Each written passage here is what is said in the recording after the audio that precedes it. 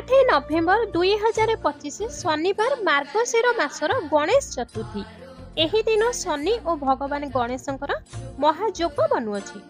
आउ जो व्यक्ति घर को पैसा आसुना कि जदि भी पैसा आसुचे से पैसा बहुत जल्दी खर्च हो जाउछि, पाखरे जमा रहुना। धनर समस्या लक्ष्मीकर समस्या लगी रहुछि। तो मार्गशीर मासर चतुर्दशी 8 नवेम्बर शनिवार दिन आपणको घरे चौमुखी दीप को जलाई यही उपाय को जो भी महिला करेंगे घरे सदैव धन धान्यर वृद्धि हेब। तेरे कौन से ही उपाय आसतु जाना, किंतु जाना पूर्व हे प्रभु शनि महाराज जी भी आपंकर यही वीडियो को लाइक चैनल को सब्सक्राइब करी कमेंट बॉक्स में जय शनिदेव लिखिबे, तांको घर को सुख समृद्धि में भरीदेवे। तो उपायटा को किपरि करिवे ना, सबुठु प्रथमे संध्यारे गोटे चौमुखी दीपटिए नेबे।